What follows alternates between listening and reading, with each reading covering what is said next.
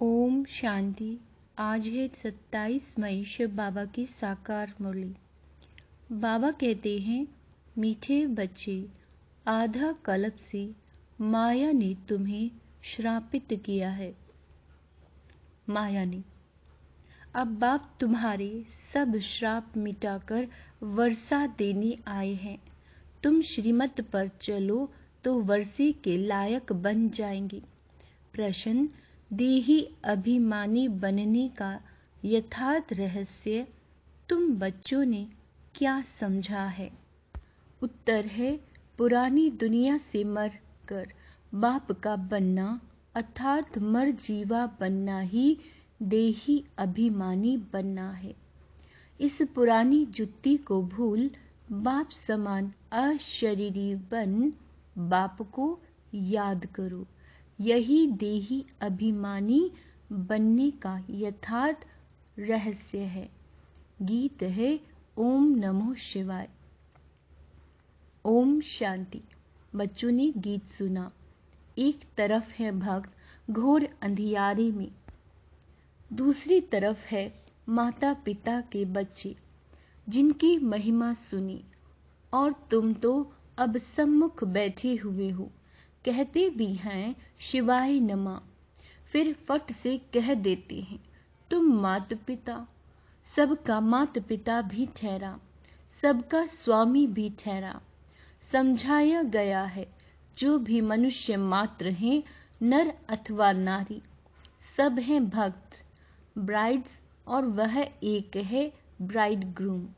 स्वामी माता पिता बरोबर तुम बच्चों का बाप भी है, सजनियों का साजन भी है। यह बातें तुम बच्चे ही जानते हो और सब अंधियारे में हैं। बाबा कहते हैं, तुम अभी सोझरे में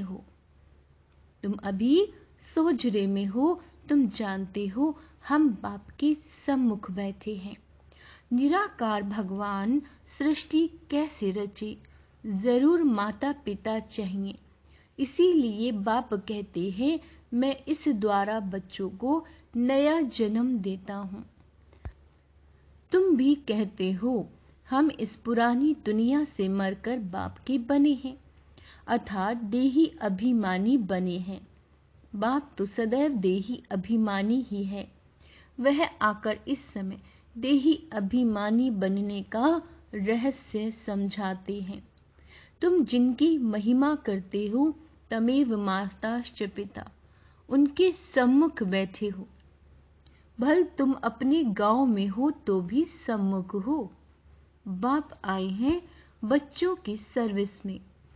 पतित पावन बाप जानते हैं कि मुझे ही पतितों को पावन बनाना है। या तो उनको ही करते हैं ना, पतित पावन आओ। अभी तो तुम संगम युग पर हो, जानते हो बरोबर हम पतित थे। पतितों को पावन करने वाला एक बाप है जिसको कहते हैं शिवाय नमः।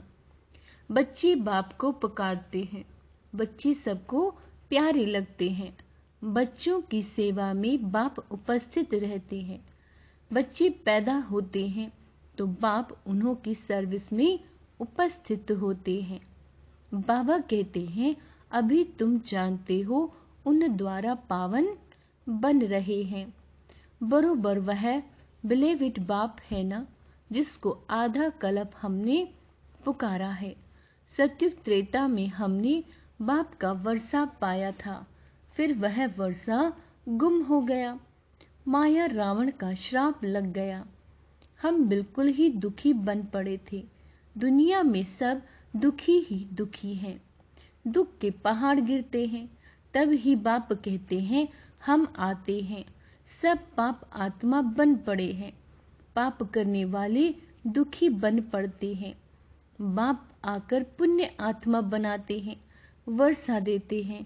तुम जानते हो बरोबर हम फिर से बेहद के बाप से 21 जन्मों का वर्षा लेते हैं। माया ने श्रापित कर दिया है, बाप वह श्राप मिटाते हैं। बाप कहते हैं मुझे याद करो तो तुम सदा शांत बन जाएंगे। यहाँ तो शांति हो न सके, दुखधाम है ना। हम तुमको शांति धाम में ले चलते हैं। वहां सुख, शांति, धन आदि सब है।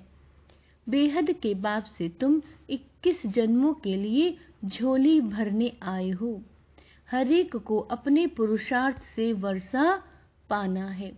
जबकि भगवान के बच्चे बने हो, वह है स्वर्ग का रचयिता, तो जरूर स्वर्ग का वर्षा देता होगा।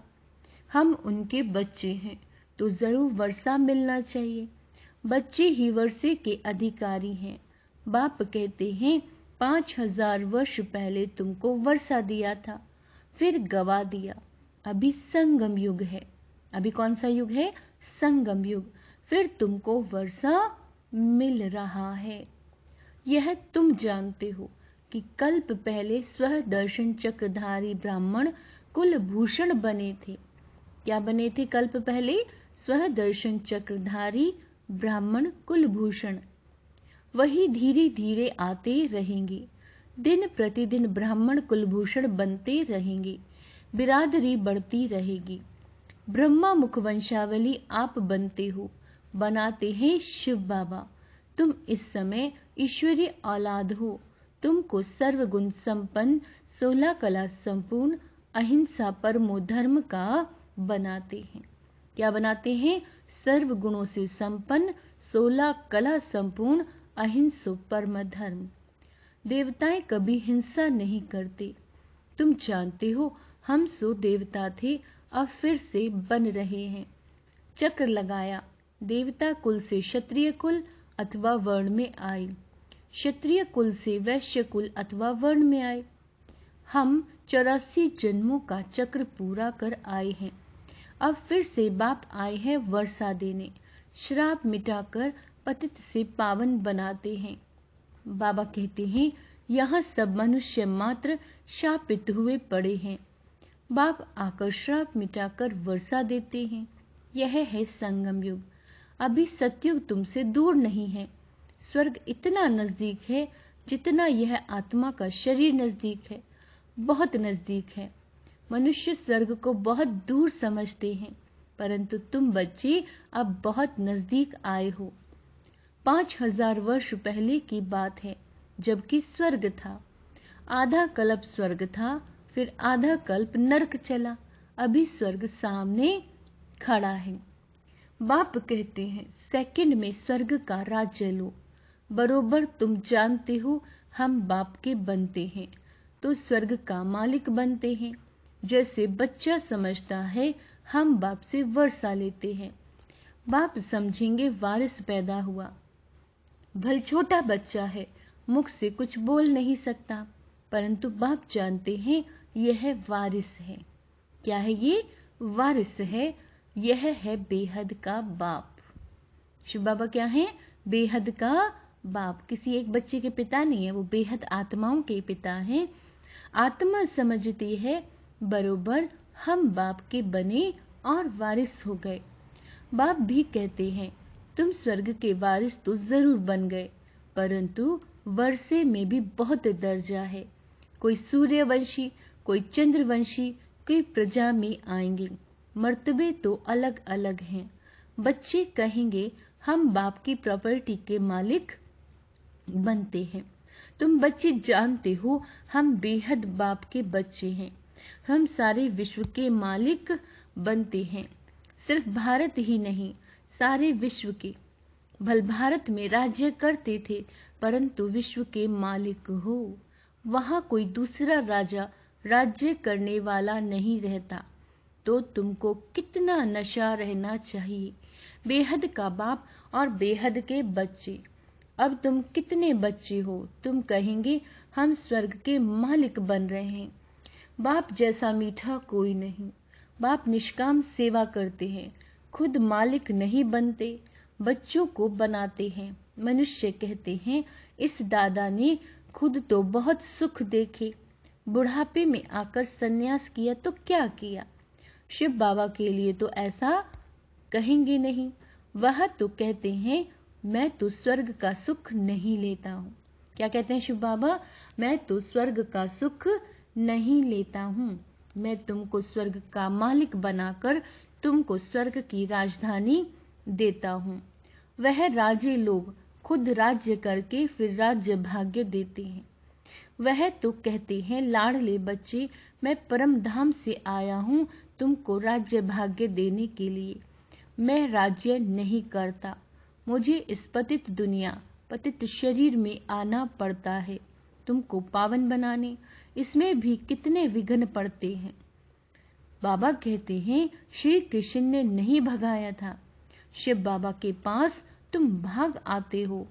कहेंगे, हम बाबा के पास जाते हैं पूरा वर्षा लेने, सम्मुख जाकर गोद लेते हैं। तुम कहते हो, हमने अब ईश्वर गोद ली है। ईश्वर से वर्षा पाना है। किससे पाना है? ईश्वर से।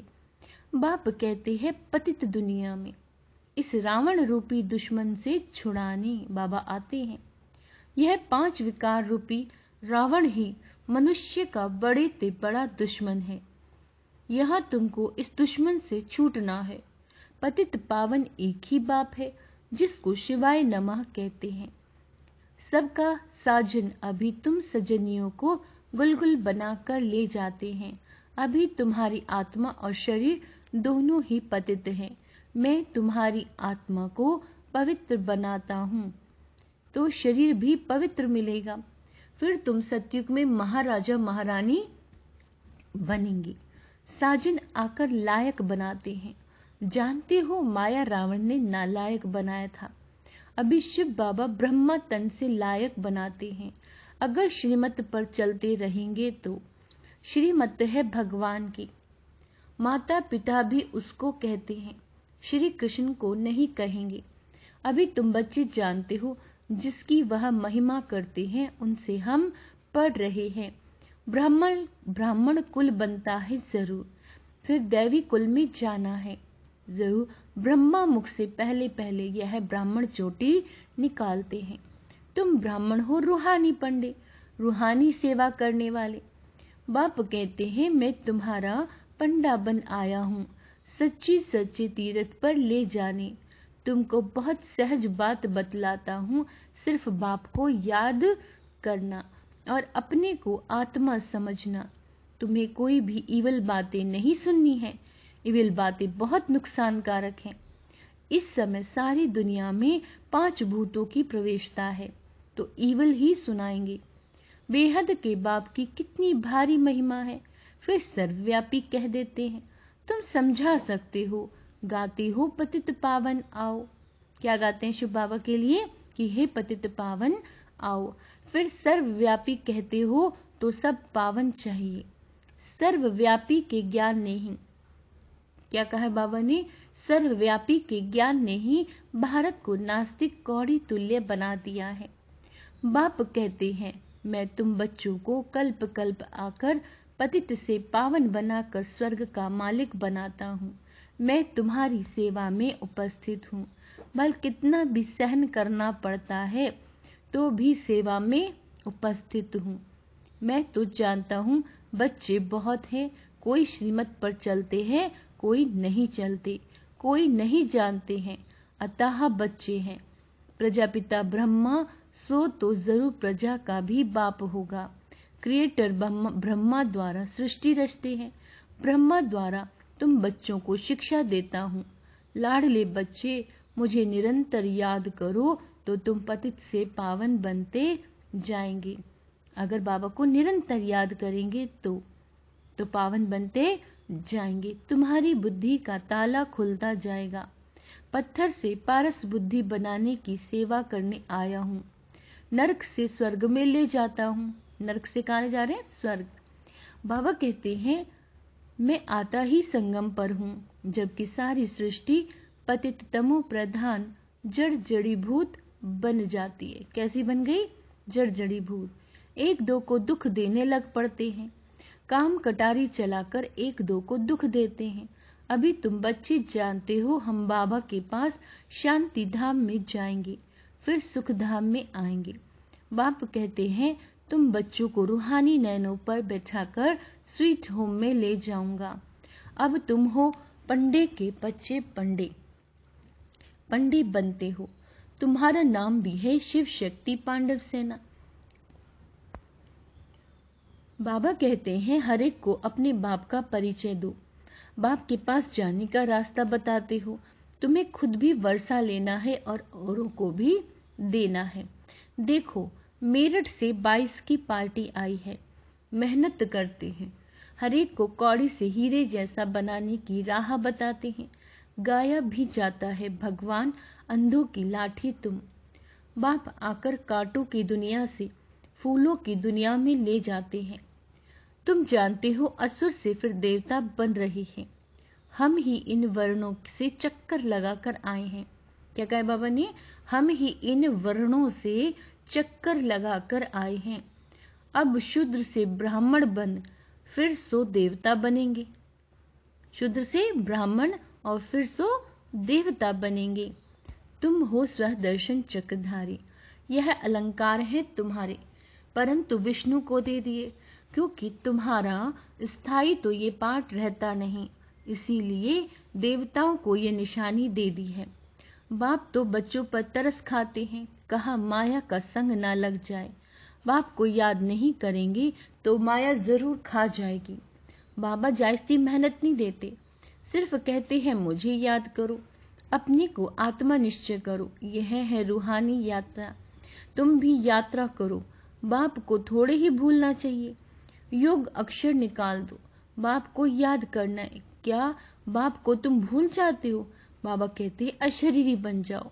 तुम अशरीरी हो, यहाँ आकर यह शरीर धारण किया। अब फिर शरीर का भान छोड़ो, मैं वापस ले चलूंगा। मैं कालों का काल हूँ। इस पुरानी देह को भूल मुझे याद करो। ये पुरानी जुत्ती है, फिर तुमको नया शरीर देंगे। पुराने से ममत मिटाओ, मैं तुमको साथ ले जाऊंगा। तो खुश होना चाहिए कि हम जाते हैं पियर घर। कहाँ जाते हैं? पियर घर। 5000 वर्ष हुए हमने शांति धाम को छोड़ा है, अब फिर हम जाते हैं, ये है दुख धाम। बाप आकर बच्चों की सेवा करते हैं। आत्मा जो छीछी बनी है उसकी जोत जगाते हैं। सपूत बच्चे जो होंगे वो कहेंगे हम तो श्री नारायण को वरेंगे। बाप कहते हैं अपना दिल दर्पण देखो, कोई भूत तो नहीं बैठा है।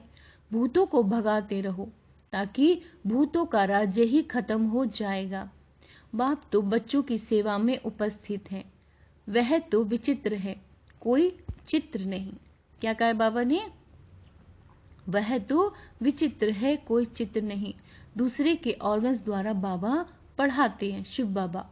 वास्तव में तो विचित्र सब आत्माएं हैं, फिर बाद में चित्र लेकर पाठ बजाते हैं, यानी शरीर लेकर। बाप कहते हैं मैं इस चित्र अथवा प्रकृति का आधार लेता हूँ, माताओं को ज्ञान कलश देता हूँ। जब तुम बच्चे बाप को जान जाते हो तभी वर्षा मिलता है। जब बाबा को जान जाते हैं तभी वर्षा मिलेगा। अच्छा, मीठे मीठे सिक्के लदे बच्चों प्रति माता पिता बाप दादा का याद प्यार और गुड मॉर्निंग। रूहानी बाप की रूहानी बच्चों को नमस्ते। हम रूहानी बच्चों की रूहानी बाप दादा को याद प्यार गुड मॉर्निंग। नमस्ते मीठे बाबा, शुक्रिया बाबा, शुक्रिया। धारणा के लिए मुख्य सार, बाप को याद कर बाबा की श्रीमत पर चल, माया के श्राप से पूरा पूरा मुक्त होना है। यानी क्या होमवर्क दिया बाबा ने? बाबा को याद करना है, देह का भान छोड़ अशरीरी बनना है, पुरानी दुनिया से ममत्व मिटा देना है। वरदान, अपनी उदारता द्वारा सर्व को अपनेपन का अनुभव कराने वाले बाप समान सर्वस्व त्यागी भव। सर्ववंश त्यागी वह है जिसका संकल्प स्वभाव संस्कार नेचर बाप समान है। जो बाप का स्वभाव वही आपका हो। संस्कार सदा बाप समान स्नेही रहम और उदारते की हूँ, जिसे ही बड़ी दिल वाला कहते हैं। बड़ा दिल अर्थात बाबा कहते हैं बड़ा दिल अर्थात सर्व अपनापन अनुभव हो। बड़ी दिल में तन मन धन संबंध में सफलता की बरकत होती है। छोटे दिल वालों को मेहनत ज्यादा, सफलता कम होती है। बड़े दिल उदार वाले ही बाप समान बनते हैं, उन पर साहिब राजी रहता है। स्लोगन: परिपक्व बनने के लिए परीक्षाओं को गुड साइन समझकर सदा हर्षित रहो। अगर परिपक्व बनना है, बाबा कहते हैं जो भी आपके सामने परीक्षाएं आ रही हैं उनको एक अच्छा साइन समझकर खुश रहो कि जरूर अब कुछ अच्छा होने वाला है। ड्रामा कल्याणकारिक है। ओम शांति।